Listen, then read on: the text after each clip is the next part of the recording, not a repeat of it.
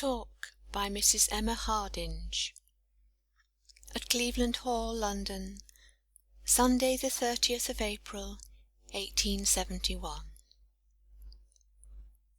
The Creed of the Spirits and the Influence of the Religion of Spiritualism. Invocation. Infinite and eternal Spirit, Thou from whose wisdom we sprang into the solemn mystery of life, Thou in whose providential hands we pass into the no less tremendous mystery of death, Thou who art the anchor upon which the pilgrims of eternity lean, from whom they come, to whom they tend, inspire, instruct, and guide us in this night's attempt to counsel, in this hour of communion, when we seek with reverent purpose to fathom Thy will, to discover the aim of our own being, to approach Thee nearer in knowledge, nearer in strength and understanding. Thou hast taught us ever more in proportion to our capacity to receive. Thou hast spoken to the unlettered savage in the solemn anthems of nature. Thou hast revealed Thyself to the civilian, groping for light in all the beautiful unfoldments of knowledge and intellectual wisdom. Thou dost speak to the little child in the love of father and mother. Thou dost speak to the aged sire in the whispers of the land of immortality, in the bright and shining light which streams through the golden portals of eternity, guiding his tottering footsteps through the valley of the shadow.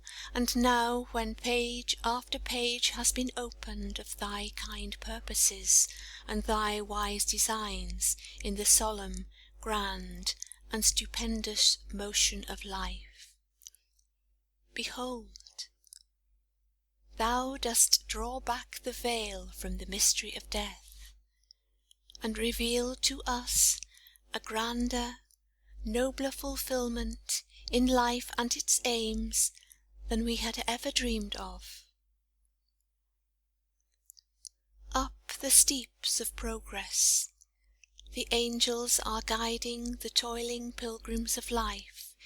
By the shores of that beautiful river we see their white hands extended to guide our barks across the stormy waves, and we know that in the ministration of the beings who are nearest and most like to Thee, all is well with us, and we can trust Thee, O our Father, for we know that Thou art God the Spirit of which man is a part, the Father Spirit, bound by the nearest and dearest ties of sympathy to the weak frail creature who calls Thee, Father which art in heaven. The Creed of the Spirits and the Influence of Spiritualism. This page of our Gospel should not be turned until many another has been read. For as we look back over the faint and imperfect footsteps that we have made, treading on the sands of time towards the grand culmination of wisdom and knowledge, a perfect understanding of the gospel of the divine humanity, we see how few and faltering have been those footsteps. But time closes around us. The darkness of the temporary hour of separation is upon us, and in haste, like the Passover of the ancients, we must gird up the loins of our spirits, and take the last look at that bright and glorious gospel whose pages are to be read alike in the shining stars and in the many-coloured flowers. There is not a leaf that now glitters in the parting rays of the setting sun, or bends beneath the weight of the falling dew, but what is a chapter in that divine gospel. Each of these tiny flowers, each tendril that supports the leaves that are tossing in the agitating breath of the strong tempest, is a minister of God's benevolence, an evidence of God's wisdom and power. But we know that when the floodgates of divine wisdom are opened, no hand can close them.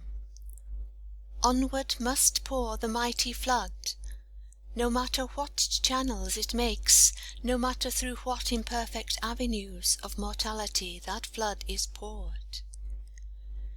We obey thy voice, O Master of life, O Spirit of inspiration to all who consciously and unconsciously breathe thy breath.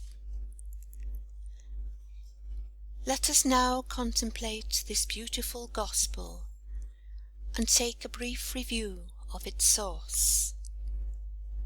A word so familiar to us now, so strange in the ears of humanity only a score of years ago. 23 years ago the views of nearly all of us that are here present received a shock more tremendous, more powerful and radical than any that for many past centuries agitated the mind of man. Let us recall, if we can, how vague, how imperfect, how desolating were the best and most faithful views of spiritual existence which any amongst us cherished. Who could determine that the form laid away in the grave was but the casket of the brighter and more glorious man within, who could not perish? Who could determine, even if he believed that if a man die he shall live again, to what unknown and distant realms that spirit was bound? Who could resolve that the great agony of bereavement would ever again be gladdened by the great joy of reunion? Who could resolve for himself that the efforts that he had poured out upon mankind, sometimes so fruitlessly, so hopelessly, with so little of worldly success, should ever meet or greet him on a further shore? What spirit was, how spirit lived, if at all? Under what conditions life was continued, if at all? I pronounce to you, with the experience of one who earnestly and faithfully tried to discover the road, was nothing more than a credence, in a credence of our fathers, and nothing more than a faint traditionary belief, nothing more than a hope, or at least an intellectual form of belief, inherited by the Son from the Father. The revelations which were brought to us from the time when, 20 years ago, spirits openly, and by a series of material phenomena, demonstrated their presence among men, proved the identity of the workers with spirits of men that had once lived on earth in a great variety of circumstance, flooded the world with testimony against its will, unsought, uncourted, uninvoked, without any of the ordinary precedents under which humanity moves towards a great reform. Spiritualism poured itself in a mass of irresistible power, in tides of unquenchable light, upon the unyielding yet unresisting world. We were unyielding because we had no evidence whatsoever that there was a power to whom we ought to yield. We were unresisting too, for that power took us captive, left no means of resistance, and so it becomes us from time to time, in numbering up the footprints we have made, to recall the source, to consider the authority that the spirits present to us, that we may better move forward, either to resistance or to obedience to this mighty and masterful control. We first then recall the facts that the spirits have revealed to us. They have taught us that the spirit of man is untouched by the action of death. They show thus that the forms we look upon, and commonly call those of humanity, are nothing more than a mould in which the inner man is forming and growing. They have taught us that there is no break whatsoever effected in the action we call death, that the spiritual existence is an unbroken continuity of the present. They have taught us that in place of mere atmosphere, ether, electricity, or other imponderable elements, this mortal world is full of a spiritual second world, invisible to us, and only manifest through phenomenal ministrations, or the inspiration which from time to time we receive as presentiments, monitions, influences that we cannot repel, nor hitherto could we account for. They have taught us that not a single act nor deed, not a thought or word of our mortal existence is lost. They have taught us that the true meaning of this mighty battle of life that we are all fighting, the great warfare in which some of us are pressed down beneath the water of adversity until they overwhelm us, they have shown us that it is the strife of the birth of the spirit. They have brought us face to face with the ordinary acts that we perform, and left us no excuse for evading the responsibility that is set upon every one of us. They have brought to our view the dawnings of a new science, the foregleams of a grander and nobler field of knowledge than we have ever ploughed before, a field in which stars and world and suns and systems are the soldiers and the generals and the mighty army of light that we are moving on, charged with life and spiritual existence for ever. They have indeed enlarged the borders of our vision, independently of all the personal blessings of reunion with our beloved, of hope and consolation for ourselves. These are but a few of the revealments of spiritualism, and yet there are some shadows in the picture of the grand movement, which it becomes us this night candidly to reveal. Even in this land, no less than in the far distant homes of the mighty West, many of us who first entered upon this glorious field, so full of promise, beheld around us the strong and the learned, those endowed with the world's gifts and the world's means of strength. Shoulder to shoulder they stood and formed a powerful phalanx. To them, us to us, this spiritualism seemed to come like the Comforter, so full of joy for the present and of promise for the future, such a leveller of those unkind distinctions which drew hard lines of demarcation between man and man, covering the broad plain of humanity with such a beautiful mantle of brotherhood and charity, uniting us all in common destiny, opening up the nature of psychology and offering a wonderful solution of the mystery of sin and crime, displaying the grand fields of progress before us with such unerring certainty that it seemed impossible that a gospel so bright, so holy, so comforting, and so reasonable could be resisted by any.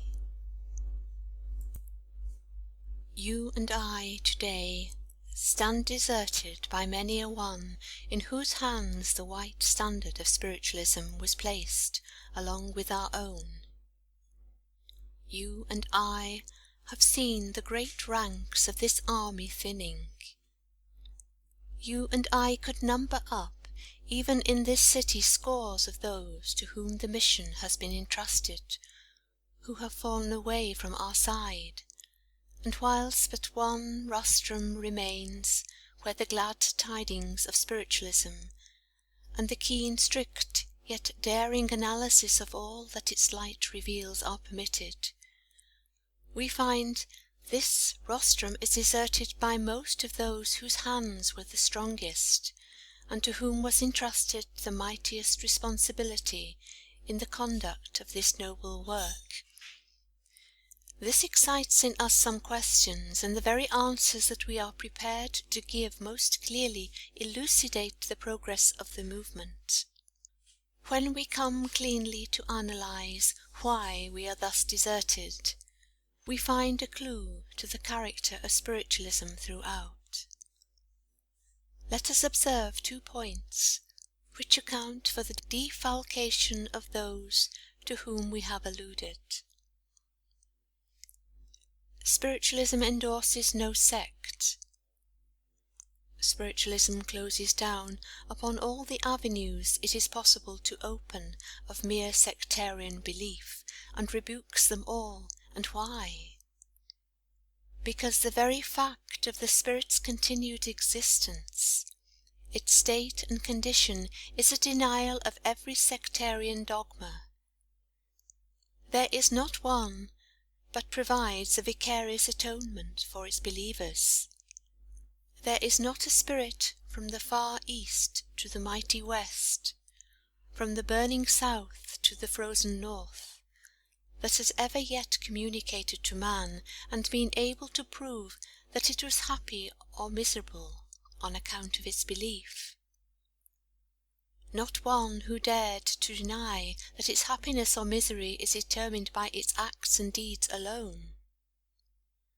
How do we prove this? You enter any court of justice to take human evidence, to assemble a certain number of witnesses, 3 of whom shall be acknowledged as wholly unreliable, wholly untruthful. You examine these separately, and despite their unreliableness, they shall each separately confirm the statements of the others. And this is evidence that no court of civilization can reject, evidence which for hundreds of years has been accepted in all courts of judicature. Now reverse the position. Let your 3 witnesses be truthful. The fact that they shall confirm each other is no additional weight, none at all. It is deemed by the keenest analyst of human nature impossible that 3 persons separate from each other shall represent the same circumstances exactly, unless those circumstances have a common origin in truth. No matter whether the witnesses be reliable or not, but double the number of witnesses, treble it, multiply it by hundreds, by thousands, by millions. Remove your witnesses to every part of the world, separate them by oceans and continents, and spaces of time that it is impossible to bridge over, and when, instead of 3 millions, you have 3 times told 3 millions of persons, each testifying to the same general points of faith, that is authority which we think we are justified in presenting to you, and it is such authority that we make this general statement concerning the condition of the soul hereafter. Now to apply this statement, the spirits then, no matter what they preach, all confirm each other on the practical conditions of the life hereafter. The spirits of every country, closely questioned, will always state that they are in judgment, and that judgment is result of their own life, acts, and deeds. When men demand of the spirits to endorse their peculiar views on faith, when they cannot trust their religion, cannot air it in the sunlight, and measure it with the revelations of science, which are every day confounding and destroying it, or else enlarging its borders, we find that the spirits insist upon proclaiming this stupendous but unwelcome truth, that every spirit is in the judgment of its own acts. We can quite understand that spiritualism is not popular or acceptable to the bigot. True it is that there is another solution to be given to this question, and one that requires most careful investigation. You and I are spirits as much now as we shall ever be. Though encased in a casket of clay, our spirits possess in germ all the attributes that we shall ever enlarge in the grander vistas of eternity. And so whatever influences or powers the disembodied spirit exerts, we exert also. If psychological influence is one of the attributes of the invisible spirit, it is one of the attributes of the visible, and the strong and determined psychology which we exercise upon the communications of the circle constantly bends, deforms, and refracts the truth that we receive. You may say that this at once nullifies the evidence. No. When spiritualism came to us, we had no preconceived opinions to sustain it. We were in the ultimate attitude of response. We were waiting for the truth, and the voice of the spirit was then unanimous, and the tone of spirit communications was far more universally felt and recognized to be unanimous than it is now. When first the spirits came among us, they did proclaim this solemn truth, of which I am now speaking, and they proclaim it still, at the very time when the sectarian with determined psychological influence bends, deforms, and refracts the communications to suit its own views. He does not know it, but one of the revelations of this great spiritual unfoldment is to show us the power of psychology and the mass of self-delusion by which we are perpetually endorsing our own views of the spirit circle, instead of placing ourselves humbly and reverently in the attitude of learners, recipients of the truth, not dictators of what that truth shall be. I speak knowingly of that what I utter, for my own ears have heard men make the assertion at multitudes of circles in this land, that if the highest spirit of the highest spheres were to return and deny the peculiar points of their faith, they would reject and repudiate them, and would have no more fellowship with them.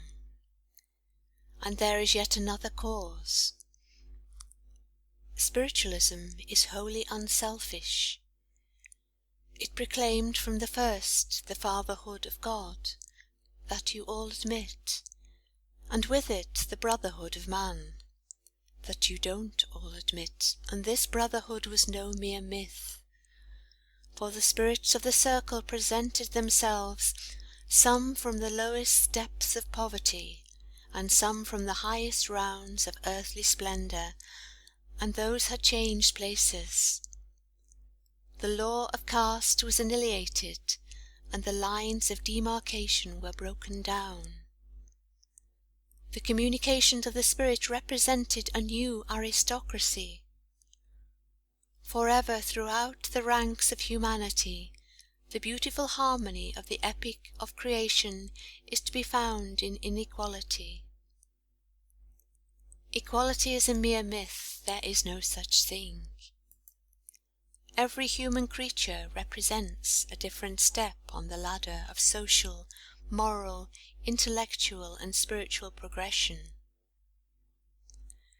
But the ladder is the ladder for all, the ladder of which the feet of brothers are treading to reach the antechamber of the common Father. And so the very first charge of the spirits was self-sacrifice.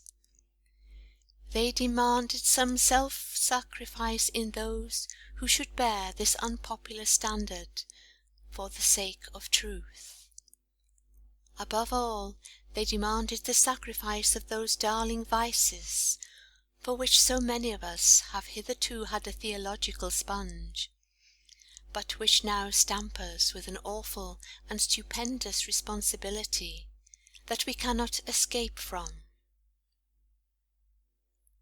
Hence a great many brethren, realizing at first the glory and the brightness and the beauty, the reunion with spiritual hosts, the marvel of spiritual communion, the great outpouring of that which they called the world of supernaturalism, the revealments of clairvoyance, the astonishments of the inner sight, the discovery of new and occult forces in man and in nature, beholding only the glittering gems, but gradually finding that the stern ethics of the spirits were beginning to descend from glittering generalities to specialities, to personal tests and personal analysis. They have fallen away. Spiritualism is neither a convenient religion nor an easy burden to bear before the world. No wonder, then, that it has proved a mighty test of character. No wonder that there are but few who now stand, shoulder to shoulder, where the spirits first found them. No wonder that those who have fallen away have retreated from the infidel spirits, because they would not endorse their special creeds, or from the low and vulgar spirits, because they were levellers, and did not endorse their aristocratic pretensions. And so it is that we now begin more clearly and definitely to measure the value of spiritualism and its influence upon ourselves. And this hour is ours, spiritualists. It neither appeals to the scoffer, nor the scorner, nor the critic. We are now about to investigate our positions, to number up our jewels, to analyze the influence that has been exercised upon us. Those who have dared thus far the fight, thus far borne the heat and burden of the day, and who, despite the stern laws of compensation and retribution that stare us in the face, are still spiritualists, still dare to call ourselves friends and allies of this mighty host that is proclaiming, I dare to assert it, a new religion. For if spiritualism were only the enjoyment of the hour, beautiful as it is, gladdening to the heart and cheering to the mourner as it has proved, it were nothing but some personal attribute which we have no right to herald forth to the world. But spiritualism teaches of that God who is a spirit, of that immortality which constitutes the very gist of human existence, of that life practice for which religious systems have been established as a guide. What more do we require to constitute the elements of a religion? If it be not a religion, it is nothing. What influence has it brought on you and me? Perhaps it may seem to be but little, because it has not taken the stand which any reform that has preceded it upon earth has taken before. The scientific man looks upon it most commonly with scorn, for reasons that we shall presently show you. He stands in his laboratory with the instruments of his craft around him. He invites the spirits to come and move his furniture, to practice with his instruments, to work with his peculiar forms of science, and then he says he will believe. But the spirits are not there. The pressman stands at the street corner, and echoing the voice of public opinion, repeats, with the ribald jest and joking tone, the enunciations of the spiritualists as the entire exposition of spiritualism. He interprets the words, every sentence being subject to interpretation from the ludicrous or the sublime side of its meaning, whichever you please, after the fashion that will most surely please the patrons who pay him to do their thinking, and thus presenting spiritualism to the world from the ribald and ludicrous aspect with which his own nature invests it. He asks why the spirits do not come to him, why they do not perform marvels with his pen and ink, why they do not reveal buried treasures to him.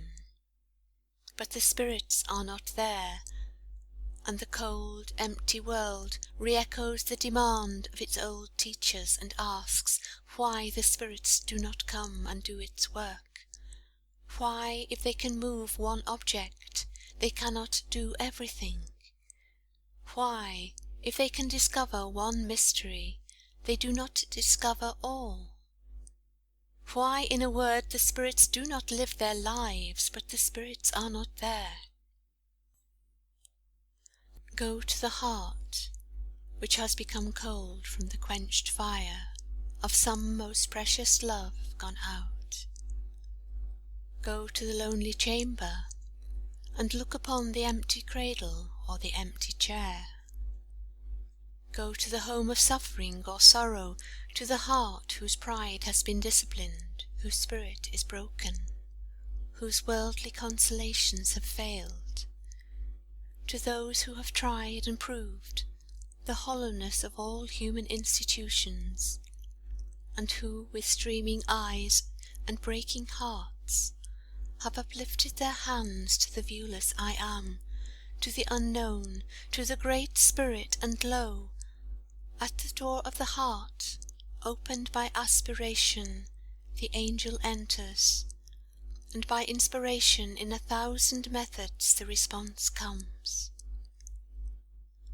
Sometimes in the low tap of immortals, knocking tangibly at the door of the empty home. Sometimes by the low footfall, or the shadow on the wall. Sometimes by the grasp of the dear hand, and sometimes by the glittering light of the angelic form, as it flashes before the eyes of the seer, sometimes by the mystery of influx and inspiration, in 10,000 forms it comes to the receptive, but always in the home, always to the individual, always some special adaptation to single and individual needs. It does not preach en masse. It does not stand at the street corners, nor enter places of public resort, nor appeal to leaders of public opinion. It does not subject itself to the petty ignorance of those who in their material wisdom are wholly ignorant of psychological laws. That is why spiritualism comes, and that is why spiritualism, with silent tread, is taking men captive, is marching from home to home, from hearth to hearth, from land to land, and none can resist it, none can track its way, and none can tell how the spirits have come. When you question again and yet again, the answer is, the spirits are here, but with no invocatory power of our own, by no means that we are aware of. The spirits are here, and yet we scarcely know from whence or how they come, and that is why spiritualism is an influence to individual natures, dwelling with fragments and atoms of humanity, and not with masses. Again, its influence has been cast upon our special responsibility. It never does come, never appeals to us through the thought or influence of another. Question yourselves, spiritualists. Have you believed through the report of your neighbour? Is there not something in this mysterious power of the invisible world which compels you to accept no less authority than the facts of spiritual existence? You have not credited your neighbour at all.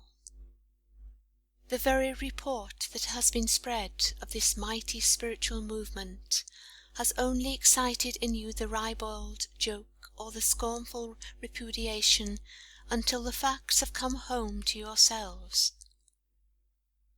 What is the meaning of this? Hitherto we have lived beneath the influence of other men's minds. We have paid our priests and teachers and statesmen and leaders to do our thinking for us.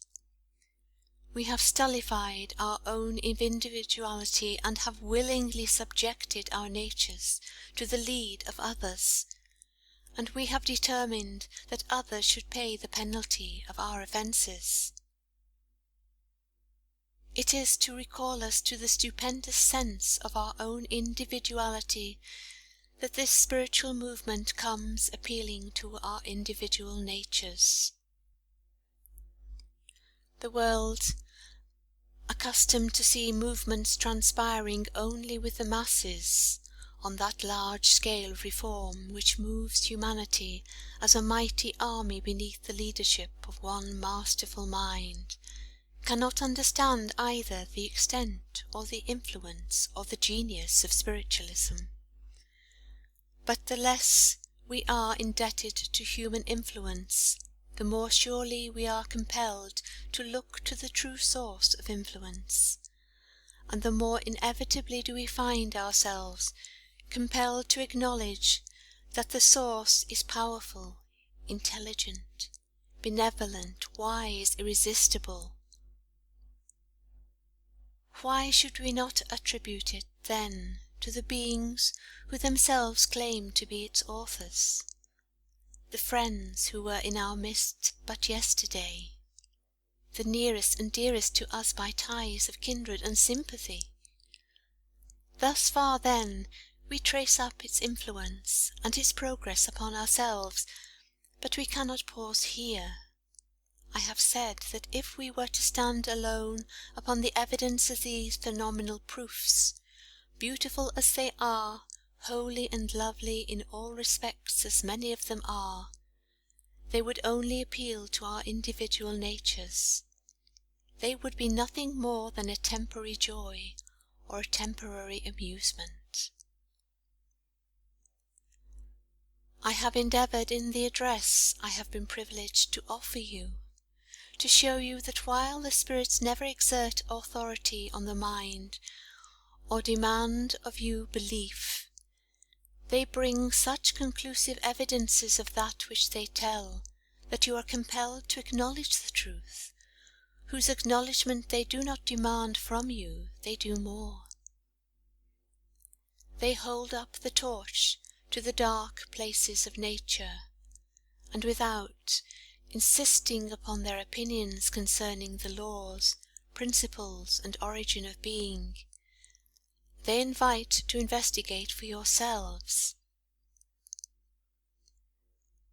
They are the torch-bearers without whose light those places would remain dark.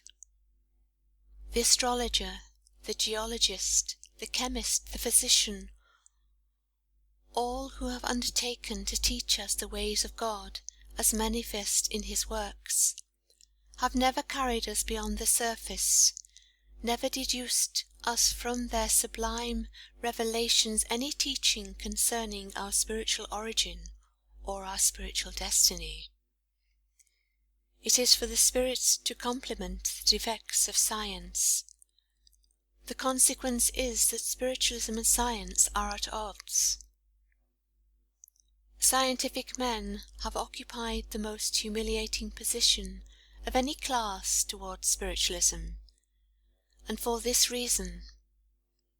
With all the wealth or learning they have brought us, with all the incalculable stores of knowledge that they have poured upon the world, with all their industry, their learning, their devotion to the art in which they are engaged, they have never yet attempted to transcend the mere physical existence of matter. Upon the surface of things they have groped, to the forces that move that surface alone have they appealed, and there they have left us. In their investigations of spiritualism, they have brought the formula of their science with them, insisting upon subjecting the phenomena of spiritualism to their own physical tests, and there is no alliance between them. Spiritualism is not a physical science. Acting through physical means, it involves a wholly new set of laws. Psychological, spiritual, mental laws have never yet been subject to the formula of material laws. This is a new and untrodden field, and until scientific men are prepared to sit humbly and reverently on the first step of this science, they will utterly fail to procure even the very tests that they seek. Within the last few months only, one of the most celebrated and revered leaders of science proceeded to a spiritual circle to investigate spiritualism, with a purpose incompatible with the conditions. He went there and made the manifestations and simulated the phenomena which the trusting people around him believed in. He rejoiced in making them dupes, and felicitated himself upon his deception for the sake of exposing them. I cite this to do him no dishonour, but to show you that the very determination, the psychological strength of will, by which he approached that circle, destroyed the manifestations, and the determination to simulate, impose upon, and hold up to ridicule the simple people whose faith had already been confirmed in spiritualism because they had proved it, whose faith in him was misplaced because they believed him to be a gentleman.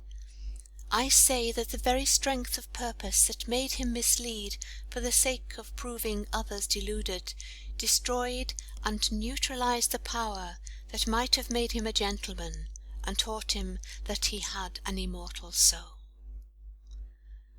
I have said thus much simply to illustrate the position in which spiritualists stand.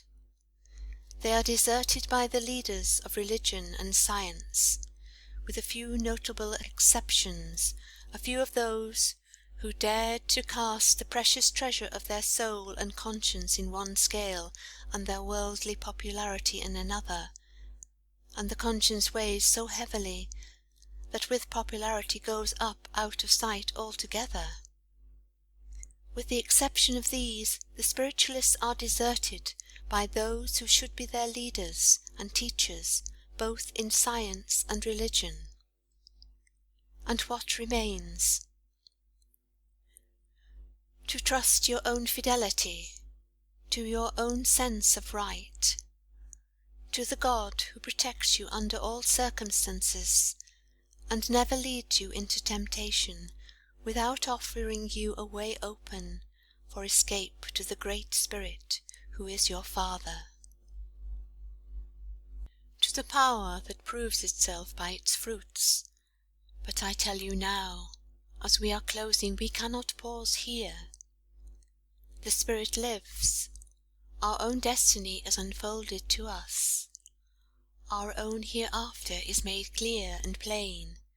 The way is marshalled by those we love best and those we can trust. And now we would ask how far these beings, not as authoritative teachers, but as guides in the direction where we are searching out a higher responsibility even than we have hitherto assumed, the responsibility of forming our religious belief, how far can we trust them? I shall here speak briefly of the creed, which is evolved from spiritualism. I may not now pause on the methods of evolution. You have heard some of them in past discourses. You may apply those to the results which I now offer. I believe in God, for I know that spirit, matter, and motion are external existences, co-equal, co-eternal, co-existent ever. As I believe in matter, then, so do I believe in spirit and the totality of that spirit, that mastermind that was even before form, that moved upon the chaos and void and evolved therefrom order, harmony, and form, is God. Finite as I am, I can never comprehend his infinity. Temporal pilgrim as I am now, passing on and ever passing on in temporality, I cannot master his eternity. It is enough for me to know that he is all-wise, for the majesty, order, and beauty of creation prove it. He is all-good, for the beneficence disclosed in that creation proves it. He is all-powerful, for its stupendous strength, its glorious and majestic performance proves it. I believe in the immortality of the human soul,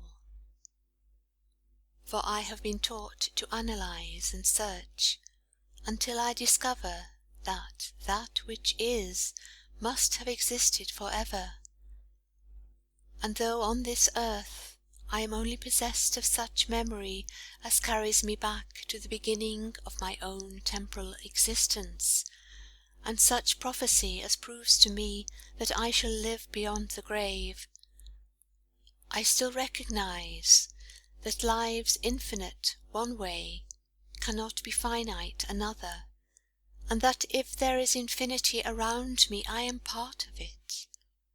I am infinite also. And since I question and since I doubt, even the chemist that scoffs at me proves my position, and shows me that nothing can be annihilated. My soul is something. The functions of my soul are something. My self-consciousness is something. My sense of individuality is something that cannot be annihilated. The strong psychology of another mind, mightier than mine, would impose upon me the dark, fatal belief of annihilation of my soul, and external existence of everything else. My spirit friend comes to my side, grasps my hand, and whispers in my ear in the voice of the loved and those I have deemed as lost, I live for ever, and thou shalt live for ever. I believe in right and wrong, for I do find the penalties of the wrong and the compensation of the right impressed on all things, on all forms of life. When I doubt this, the sophist would come and preach to me of circumstances, of surroundings, of influences and forces, and when he would try in the tones of sophistry to mask me from the light which the penalty is perpetually bringing me, my spirit friend appeals to me, and with the glory of the immortal spheres on his glittering brow, or the darkness of the dweller on the threshold hanging around him, gives me to understand that the second stage of existence is absolute judgment for the deeds done in the body. I believe in the communion of spirits as ministering angels. I not only realize this from the truths that are demonstrated around me, but from the reason that assures me that the love which animated the form that I loved so well, as it still subsists, must find an exercise, that to live, to love, and yet be unable to manifest that love to the objects that need it, must be a condition of existence far worse than that in which we daily live and love and minister to each other. These are some of the points of my creed, and all of them I have proved. But I do not pause here. I am living in a workaday world, and I am told that if my rule of life, as it is called, is taken from me, that if my scriptures and my gospels, my creeds and my faith are removed from me, I shall be a ship at sea without an anchor. I recall a portion of these teachings, and I find them enunciated in the form of 10 commandments. I recite them and see how far they become me the rule of life. The first tells me that I shall have none other God but me. That word me is echoed in 10,000 clamouring voices, each one pretending to explain that me, and all differing the one from the other. And I am told I should honour my father and mother, that my days may be long in the land which the Lord my God giveth me. When I see the disobedient prolong their days, and the fair, the obedient and kindly withdrawn, I am told I shall not kill, and that I shall commit no murder, and I see beneath the standard of Christ, in the name of Christ, the merciful Prince of Peace, and the love of him who prayed for pity on his murderers, I see thousands and thousands arraying themselves one against the other in the name of Christianity, and destroying each other wholesale. I am told I shall not steal, though I may be a wandering beggar, fluttering in rags and dying for want of bread, but put a crown upon my head and a sceptre in my hand, and I may steal my neighbour's wages and pass acts to make my thefts legal. When my lands are not broad enough, when my ambition is not content with the baubles I wear, I may steal my neighbour's crown, and kill men to my heart's content, until I obtain what I require.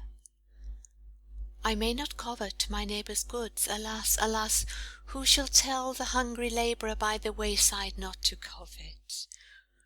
Who shall bid the poor, the oppressed, the hewers of wood and drawers of water not to covet?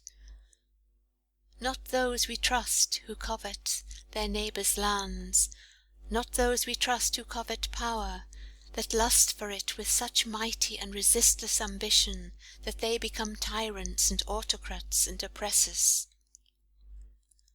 Not those who cause workmen by the hundred to sell their blood, their life, their time, their labour, because that labour converts their power to work into the wealth of the capitalists.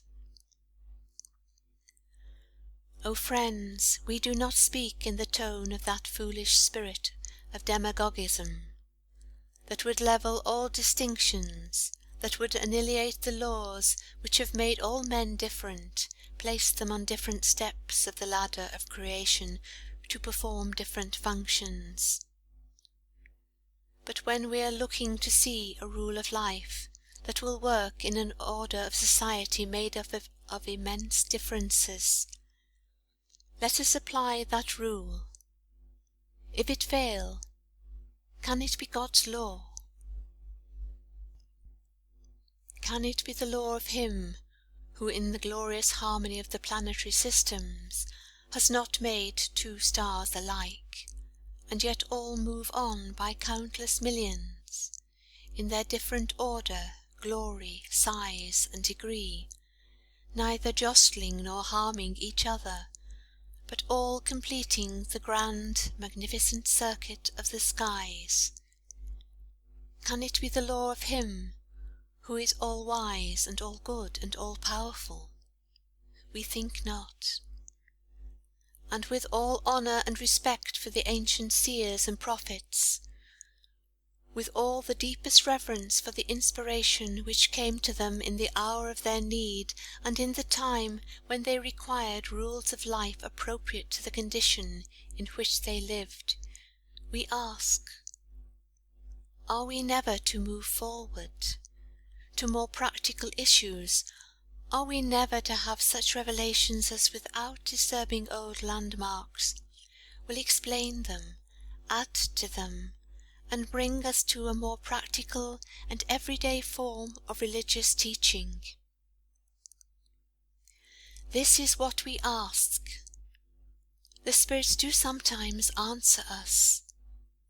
Within the last few hours they have given to us, not as authority, not as displacing those old landmarks, or touching them in any respect, but in all loving kindness to practical working everyday minds, such commandments as we may all read and analyse and apply if we choose.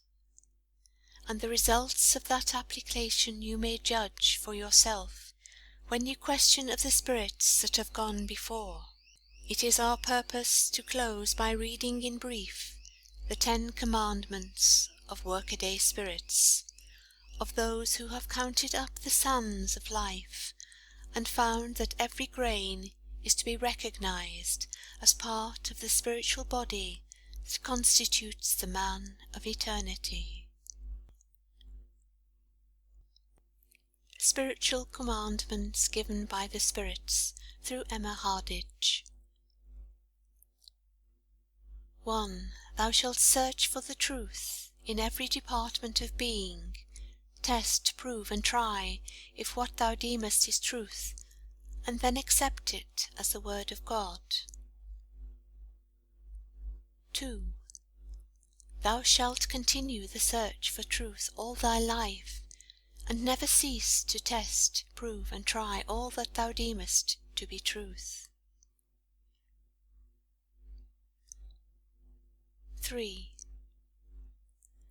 Thou shalt search by every attainable means for the laws that underlie all life and being.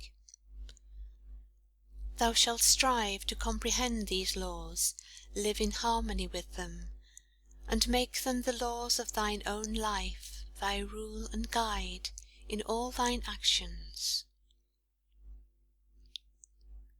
4.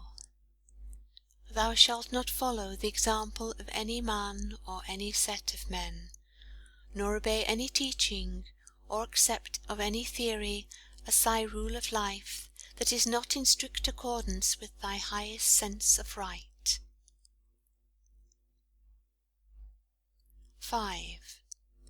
Thou shalt remember that a wrong done to the least of thy fellow creatures is a wrong done to all, and thou shalt never commit a wrong wilfully and conscientiously to any of thy fellow men, nor connive at wrong done by others, without striving to prevent or protesting against it.